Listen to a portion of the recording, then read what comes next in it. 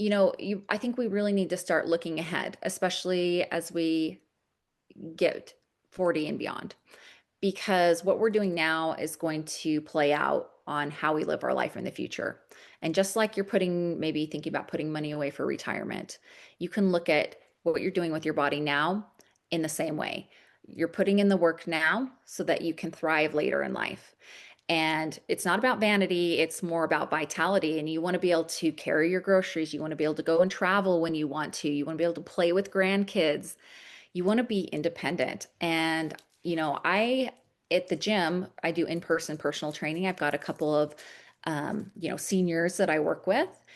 One woman in particular, she's in her 70s and she strength trains with me 3 days a week. The reason she came in is because she was afraid she would fall and not be able to get up. She Mm. wanted to travel and she wanted to be able to pull her suitcase herself and be able to put it in the overhead bin and not be left behind in travel.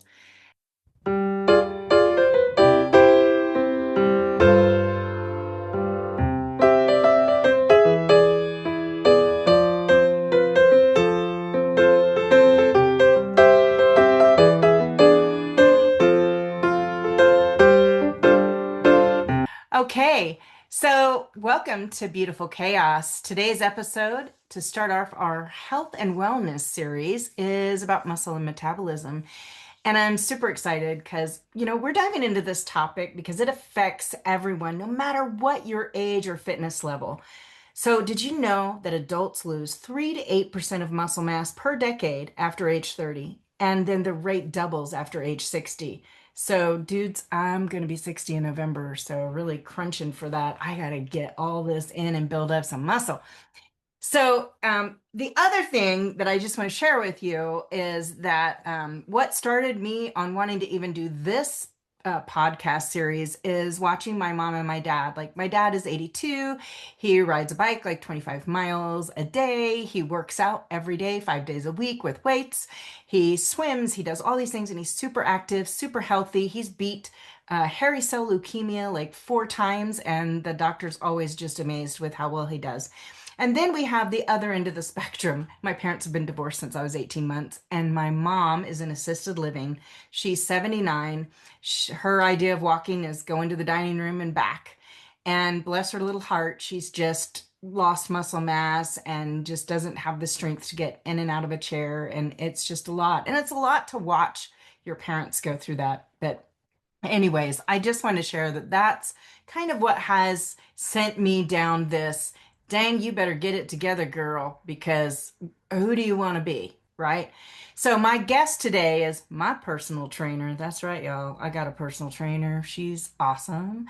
Meri Tiede Gavin, and she's not only a personal trainer, she's a nutrition coach, and she helped me a ton, and the owner of Savage Strong Fitness in Salmon, Idaho, as well as the founder of Savage Fit Life, which is her online coaching company that helps women get strong, healthy, and confident at every age. And that's what I utilize is the online coaching, and it's amazing. It's easy to access. She's easy to access. Like if I have questions, she's right there to help me out and walk me through whatever I'm going through.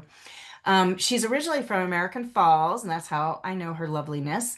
And she helps women all over the country, especially those in perimenopause and menopause. And I'm postmenopausal. Yes, I share way too much. And they just feel incredible in their bodies again, and that's how I feel. So her passion is showing women that it's never too late to change. True that. Through strength training, balanced nutrition, and mindset coaching, she teaches that fitness isn't about perfection. It's about progress and owning your power, which fits beautifully with this podcast of ours, Beautiful Chaos. And I love this statement because strong looks good at every age. And that's a fact. And I started training, and I think it was April, Meri, with you. And Yeah, it was. yeah, and I'm down 20 pounds, lost 14 inches overall, dropped a couple sizes. And the most important thing is I use a Hume scale, and I've gained like from 87% muscle mass to 101 lean muscle mass. And I do feel stronger and I have more energy. And so I see firsthand how important this is. But I feel like, me standing on something preaching about how great I feel isn't anything when it's coming from an expert. So, a couple questions for you. Yeah, absolutely. Thanks for having me, by the way. I'm super excited to talk to you. I love talking to women in general about this particular subject. So I'm really looking forward to diving into this and just being able to hopefully share some good information and maybe get a few more people to just kind of get on board with getting stronger as we age, which is so important. Yeah, it really is. I mean, you can see it in balance and all of the things and just your overall health. So that leads us to, so why is strength training so critical? I mean, it's not just for athletes, it's for everyone, especially as we age. And then how does building muscle actually directly affect our metabolism? Yeah. So, I mean, really, if you think about it, muscle is an anti-aging tool. It is one of the things of our body that really fuels our metabolism. So, when somebody's talking about metabolism, like what does that mean? That's your body's ability to take the energy that you give it through food and convert that into energy. And so, your muscle is your body's most active metabolic tissue. So, of all the things in your body, it's using the most energy throughout the day.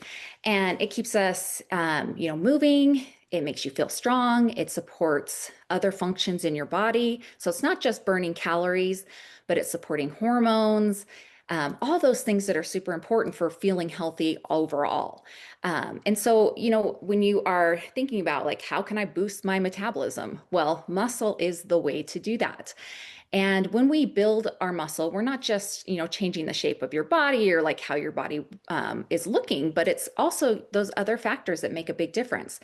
And and as you mentioned earlier, as we age, we just naturally start to lose muscle. That's part of the aging process.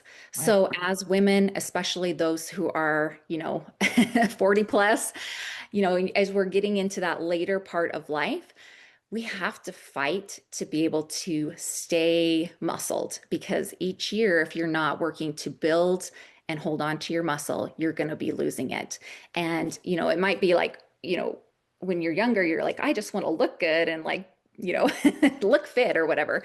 Yeah, But, really what is more important is your longevity right. because it is not like with your parents. It is not just about how you look and how you feel in the moment, but muscle is it's like it's you're going to build it now, but it's going to help pay off later in your ability to move, your ability to stay independent, your ability Yes. to have energy and be able to enjoy your life. All of that is tied to muscle. And so, well, how do we get muscle? Strength training. It Right. is the number one best way to build and maintain your muscle. And that's why I am like a huge advocate for women needing to be strength training. Training. That doesn't mean that you're gonna, well, go out and win a bodybuilding contest like I believe that you just did. Um, I think that it's not about at this point in my life, anyways, and I think at any age it really should be more about longevity, more about whatever helps you with balance and to maintain your muscle mass. Like strength training is important for all of those things. The benefit also is that you look good and you feel good. But, sometimes it's just people's perception of strength training. Like as soon as you say strength training, they're just eyes glass over and they freak out. And I was talking to a friend the other day at lunch and I was like, oh yeah, and I strength train and I'm on the carnivore diet. And he was like, exercise. Oh, I just can't do exercise. I don't like to exercise. And I was like, so do you think that that's a true statement that you really don't like exercise, or is that just a story that you're telling yourself? Because, like when you're a kid, you don't like certain vegetables, or let's say tomatoes, for instance. I never liked tomatoes growing up. And then all of a sudden, one day when I was older, I tried tomato and I loved it and I started eating it. It was great. So I really think that um, giving exercise a try, even if you haven't done it for a long time and you have this story you've been telling yourself because, maybe you did something you didn't like, but maybe it's time to try something again. And so let's talk about strength training and talk about how, it doesn't mean that you're going to bulk up. It doesn't mean,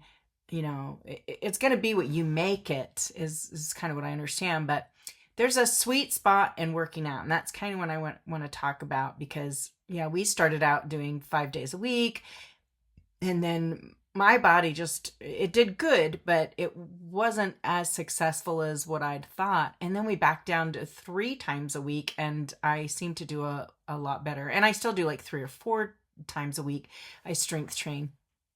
So, and then there's people say take longer breaks for recovery. So, what is that sweet spot when it comes to the frequency, intensity of building to strength build and for boosting metabolism?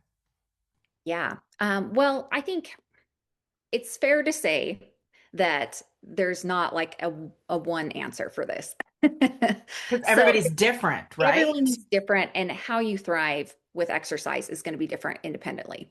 Right. And so, for some people, and also depending on your goal, for some people, more sessions per week works well for them. They feel Right. good. They're building muscle. They have good energy. They don't feel wore out or burn out by it. That's wonderful. For other people, you can go too far. And so having too many sessions is actually going to negate the work that you're putting in because you don't have that really important time, which is your recovery time. In Right. order for the muscle to build and, replenish itself, it has to tear itself apart in your workouts, which sounds really terrible. But, that process of the muscle doing its work has to then be followed by the recovery time, which is also super important because your muscle then has to repair and rebuild, which is how it gets bigger and gets stronger.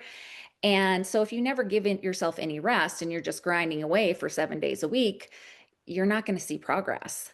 And, I think a lot of people think when they think exercise or strength training, they're like, there's that fear, like, I'm going to have to just grind away every single day and it's going to be so hard and I'm going to get jacked and I don't want to look like, I'm a woman. I want to look like a woman. I don't want to look manly or whatever.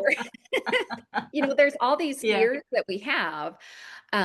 But in truth, you don't have to overdo it, but you really do need to do a good job when you are strength training, and you need to do it consistently. Those are, I think, the two key things to remember. And for most women, I say like 3 to 5 days per week is good. Um, if 5 is on the top end, so that only works for some people who don't need as much recovery or have a more aggressive goal. For Right. most, 3 or 4 days a week of strength training is kind of that sweet spot because that gives you consistency, enough training sessions through the week that you aren't taking such a big gap that then you're sore all the time and you're never able to build and increase your weights. You're doing it consistently enough with 3 or 4 sessions that you can see some progress and have consistency, but you also have enough time for that rest and recovery, which is super important for actually getting the results that you want. And like I mentioned, it's not like a one size fits all. So you need to listen to your body and don't be afraid to try it too. Like, if you're like with you, we started with 5 days a week. We were aggressive in the beginning. And then we had to listen to your body and say, okay, you know what? I feel like I need a little extra recovery time, or even with life too. Yeah. Uh, there's different phases in life where it's like, I just did this competition. Well, I was strength training 6 days a week to lead up to that competition because that's an aggressive goal. Yeah. But for my normal life, moving forward, I'm not going to do that. I need more of that recovery time and I need something that fits in that I can maintain. And I think sustainability is so important with the strength training as well, because like we mentioned, this is for longevity. So Right. you need to look at it not just as something that you're doing for a short-term goal like weight loss or a competition or something like that, but it's a long-term goal. It's for the rest of your life. So if you're trying to work in something as a lifelong habit, it needs to be able to fit into your lifestyle. And I think most people can kind of fit in that, 3 to 4 sessions per week. Yeah. And the other thing is the training intensity makes a difference too.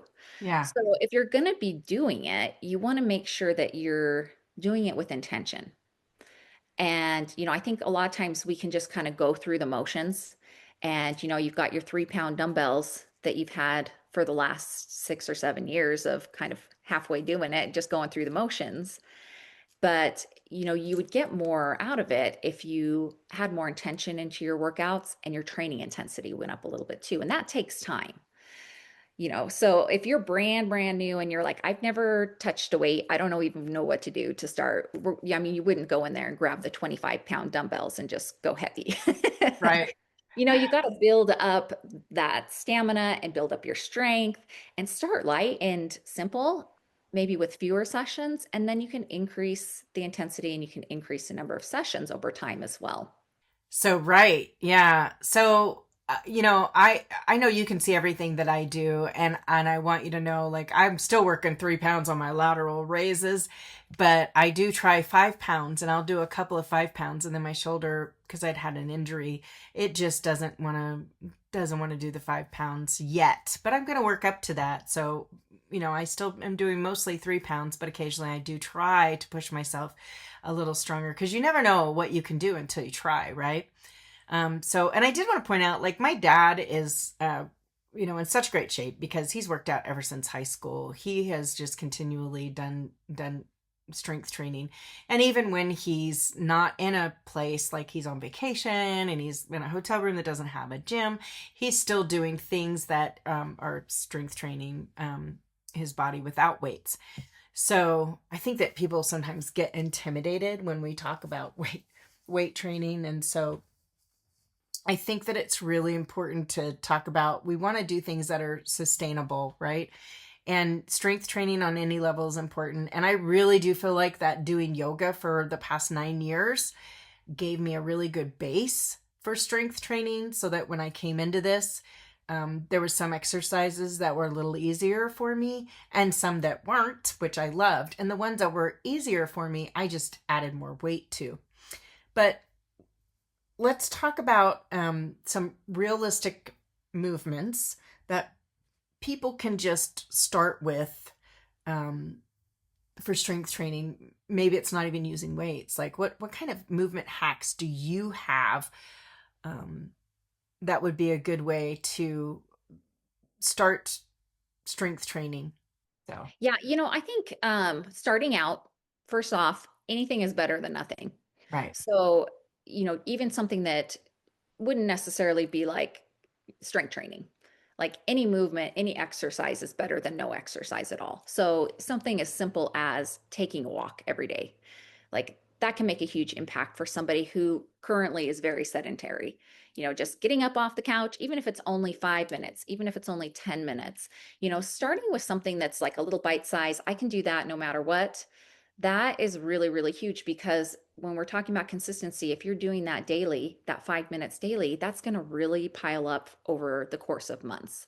right, And it's going to become a habit that you can have success with. The habits that stick the most are the ones that we're successful in. So we want to win. We want to be good at things. We want to have success. So setting ourselves up with things that are attainable, that's like, this is easy for me. That's the kind of habits we want to start with because it's going to build that reinforcement that yes, I can do this, and then you can right. kind of go from there. So walking is a simple, easy, like yes, let's do that. Yeah, Body weight exercises. So this is where yoga is great because it's body weight. So you're just moving your body into the different static yoga poses and then basically going from one pose to the next. And you're using balance, you're using strength, you're using flexibility. It's a great way to move your body in a way that feels, I mean, you're not picking up heavy things other than yourself. right. So I think most people are less intimidated by that. But that being said, you can do strength movements without the weights also to get started. So some of my favorite things, and this is great for travel or, just like I don't have time to go to the gym or I don't have anything equipment wise at home. You can start with just little micro workouts where, throughout the day, you're like, okay, I'm going to do 20 squats 3 times a day. When I wake up in the morning, at lunchtime, before I go to bed. And all you're doing is sitting down on the chair, standing up, sit down, stand up, just body weight movement. Or maybe it's lunges, or maybe it's push ups against the wall or the edge of the countertop. Starting with just a couple of little exercise movements with just your body weight and then just trying to build that consistency to get yourself moving because, if I mean, really, I think so many people have sedentary lives. Yeah. We're sitting at work, we go home and it's Netflix and chill. It's like you get up in the morning and what do you want to do? You want to, sit and sip your coffee. Yeah. It's hard to get our bodies moving. It And for a is. lot of people too, like the gym is a very intimidating place for some people if you're not experienced there. And so for I think a lot of women who have never done any strength training or have not been exercising, the thought of walking into a gym, even though let me tell you this, the people that are working out in the gym, they're looking at themselves. They are worried about their own selves more than they're worried about you. Like we think other people are watching us, but they're really not. Yeah. But it can be intimidating. And if that is a barrier for you, like, I don't want to go into a public space and work out, I feel embarrassed, which it is for a lot of people, especially if they're beginners. Yeah. Starting at home, and there's so many amazing things on YouTube also. Like, I have my app, which I love to share because it's like I have the videos of the movement. You just follow along, somebody else is telling you what to do. But aside from that, like, there's so much free stuff out there. You can pop a video in on your phone on YouTube and just follow along. I mean, beginner level all the way up to advanced.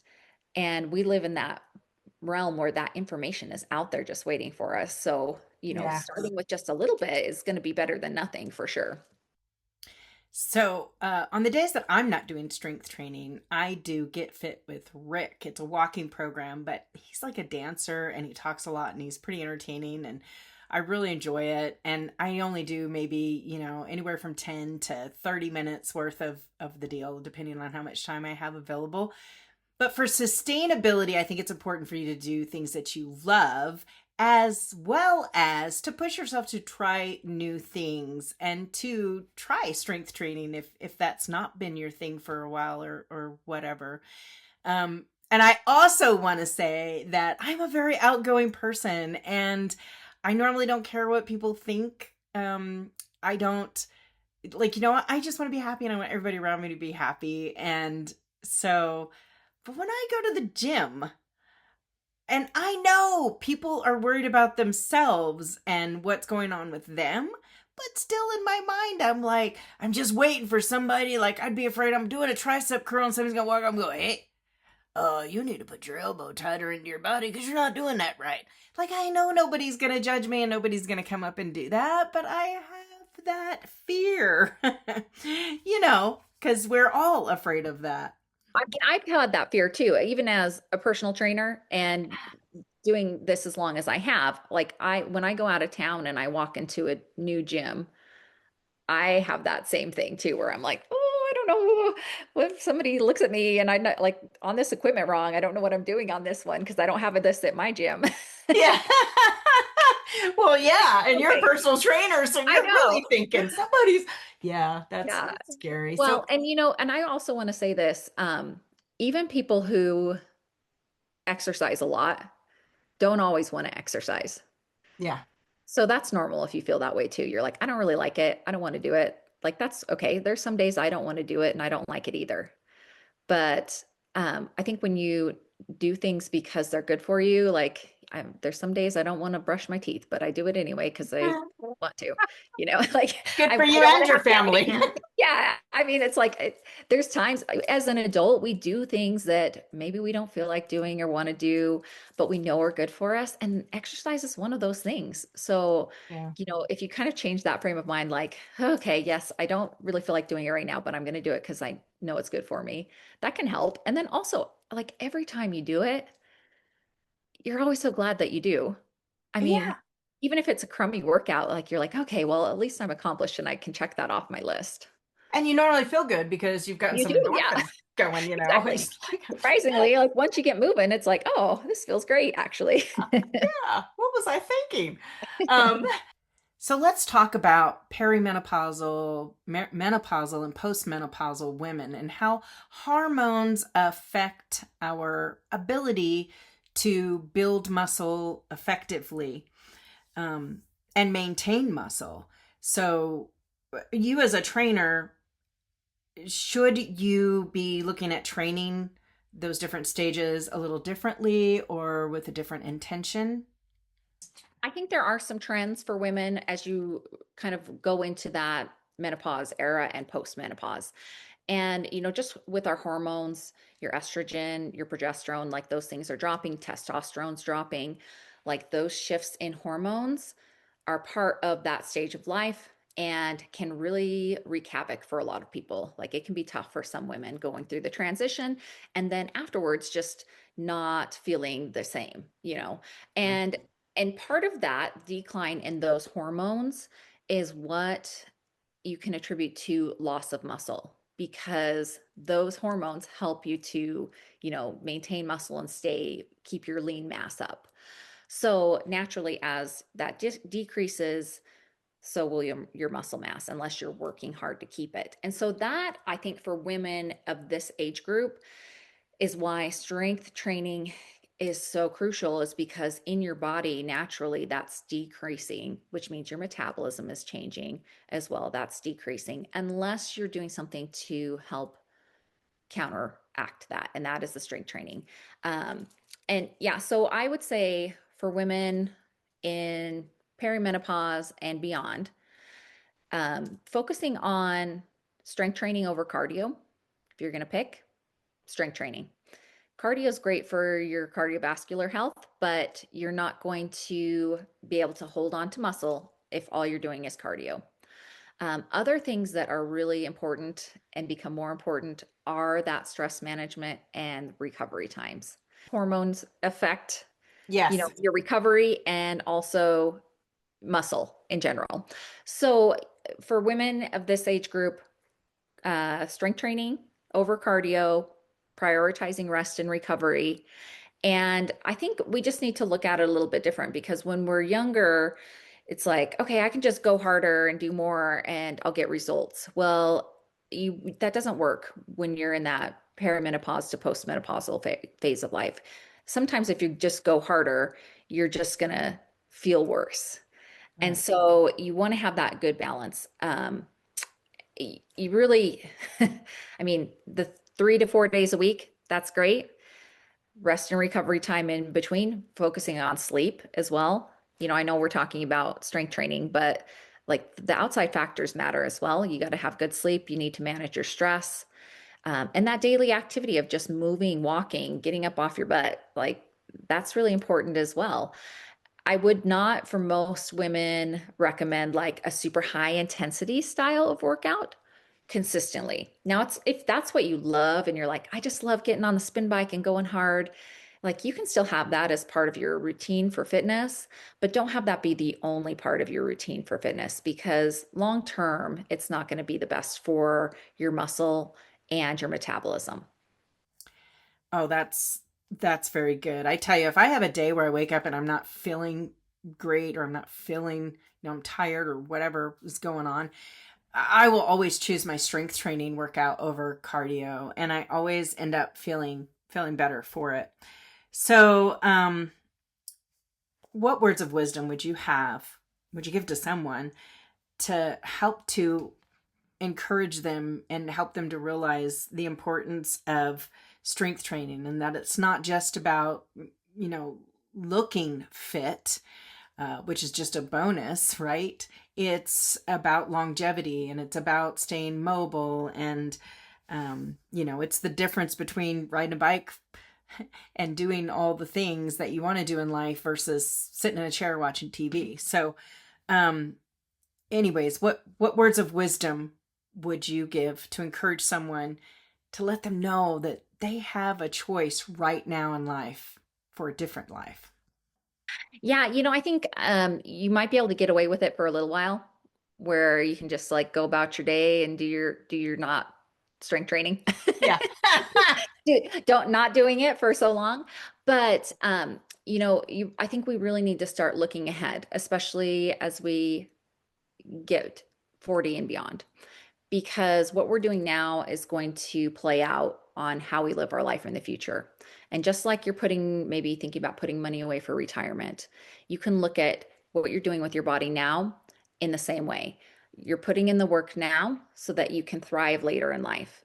And it's not about vanity, it's more about vitality. And you want to be able to carry your groceries. You want to be able to go and travel when you want to. You want to be able to play with grandkids.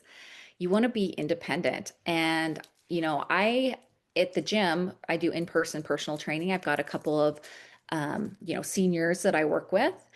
One woman in particular, she's in her 70s and she strength trains with me 3 days a week. The reason she came in is because she was afraid she would fall and not be able to get up. She Mm. wanted to travel and she wanted to be able to pull her suitcase herself and be able to put it in the overhead bin and not be left behind and travel. And, she finally looked at her life. Well, she's at age 70 and she's like lived an independent, wonderful life up to now, but had noticed that she wasn't exercising and she hadn't been really paying attention to that extra work of Yeah. staying strong. And it was catching up with her.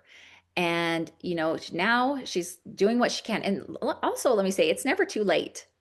It is not too late. You can Right. jump in and start this at any age. Sooner is great. Yes, we want to do it now so that we can see the payout later.